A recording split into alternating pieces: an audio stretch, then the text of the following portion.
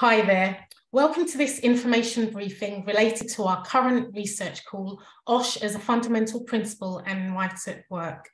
Before we launch into the details about the call, or even give an overview on today's briefing, let's start by introducing ourselves. So I'm Mary Ogunbaje, Manager of the Research Function at IOSH. I'm Dr. Christopher Davis, one of our research programme leads, where, among other things, I'm responsible for working with commissioned research teams.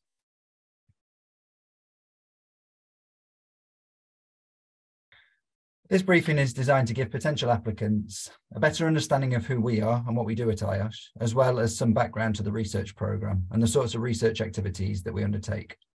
It will also provide information about the 2022 call for proposals itself, including an explanation of the topic area and the application process.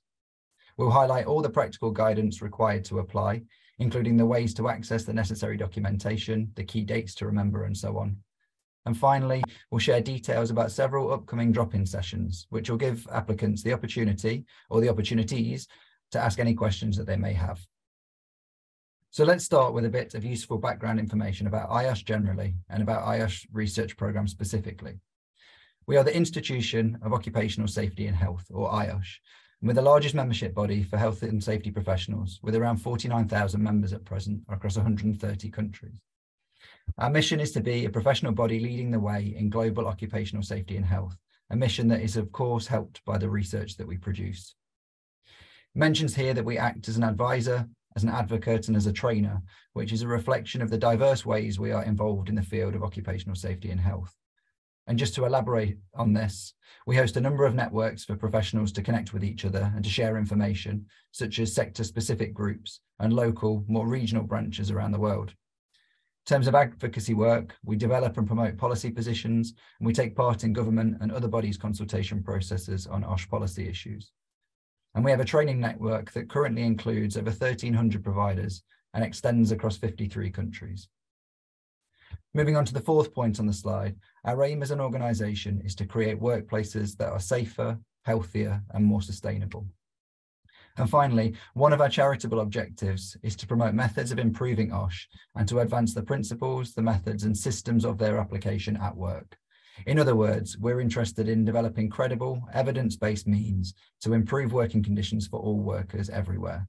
And this is where the research programme comes in, because the research we undertake is ultimately motivated by this objective. I won't go through the entire timeline here, so feel free to look at this more fully at your leisure, but it is worth mentioning some of the more significant milestones. As it suggests, IOSH has been funding research projects since 2005, primarily through an annual call for proposals. Historically, this has involved a research call inviting proposals from applicants on a particular branch of occupational safety and health. For example, the last research call we ran in 2019 was interested in proposals on work-related musculoskeletal disorders and non-health-related fatalities. A few years ago, we hosted a workingonsafety.net conference aimed at researchers and other professionals. So alongside commissioning research through the annual competition, we've also been involved in championing and promoting research in other ways. Since establishing the research programme, we've invested around £6.5 million in around 40 separate research projects, the outcomes of which I'll move on to in a moment. And lastly, it's probably worth pointing out that due to the COVID pandemic, our last call was disrupted. So this year's call for research signifies a reactivation of our research commissioning activity. As with the previous slide, I won't go through each of the figures here, but hopefully the information gives you an indication of the scale and the scope of our research to date. You'll notice from the centre figure on the slide that we've previously worked with research organisations in a number of countries. Some of these have been based in the UK, but we've also worked with others further afield. Another important aspect shown on this slide is the one positioned in the top right corner, which relates to the sorts of outputs we've produced as part of the research programme.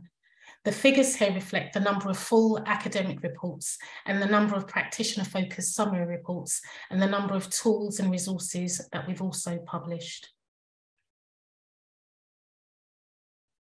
Past projects have explored a variety of topics in the field, including shift work, occupational cancer, return to work strategies, occupational safety and health management in complex organisations, and mental health and well-being. At the end of our projects, we do publish the findings to ultimately improve OSH in the workplace. Like I mentioned before, these are likely to be in the form of a detailed report on the project aimed at the research and academic community, and a summary report that's targeted at a practitioner audience. We're also really keen to translate the findings into resources that can help OSH practitioners, or for example, employers, apply evidence-based learnings in practice. This may be in the form of a guide, a checklist, case studies, and so on. Where appropriate, we also aim to utilise our research to inform and develop policies. And so to this year's call for proposals. Just as background, in 1998, the ILO established 4 fundamental principles and rights at work.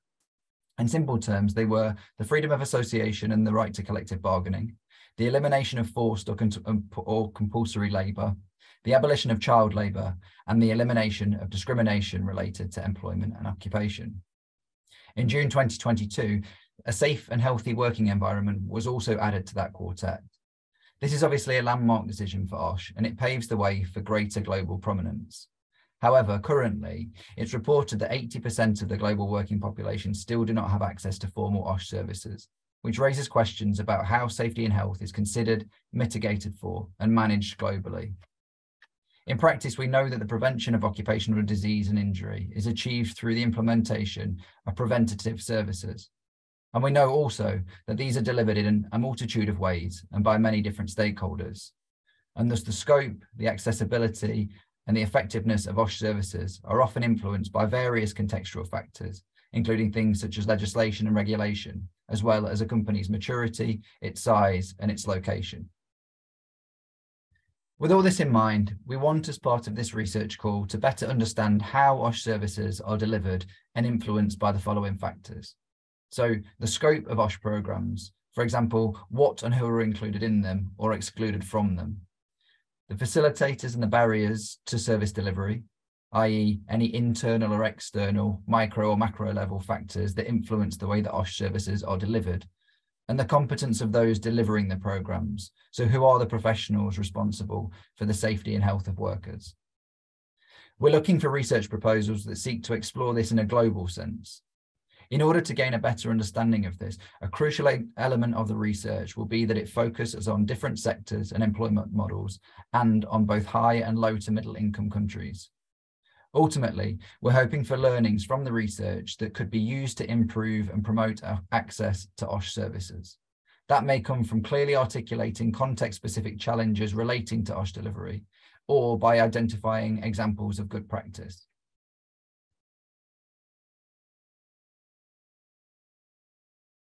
So to summarise, we're inviting research proposals that are inclusive and have global relevance, and explores OSH service delivery in terms of sector and risk profile, employment model, and/or multidisciplinary approach.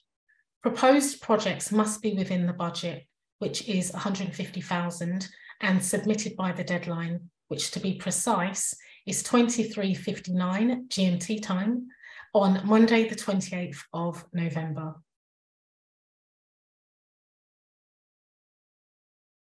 Let's go through the application process now. Firstly, it's important to highlight that we will only consider applications that meet our eligibility criteria. So please look out for information on our website on what those are. If you submit an application, please note that there are up to 5 key stages that a proposal may go through. The first is an assessment process, which will enable us to shortlist applications.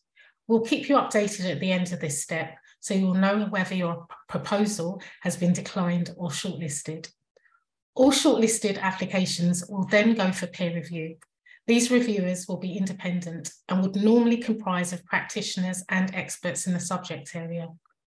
If your proposal has been shortlisted and taken through the peer review process, you may be invited to discuss your proposal in more detail with us, and this will give you an opportunity to answer any questions we may have and provide further clarity if needed. This can always take place virtually if it's more feasible. As part of our process, any proposed project that we would like to commission will of course need to be approved, and this would be by the relevant decision-making group. Those involved are our business management group, the Finance and Investment Committee, and the Board of Trustees. As you will expect, this whole process can take some time, but we will notify you of our decision as soon as we're able.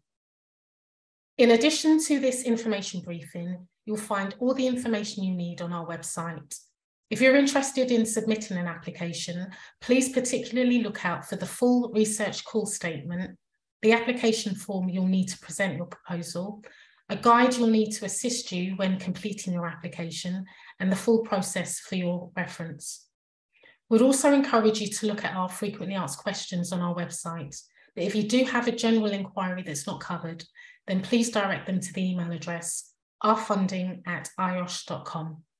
But remember to give yourself plenty of time to get a response. As a reminder, applications must be submitted before the deadline. Before we close, I'm going to hand back to Chris to talk about our drop-in sessions.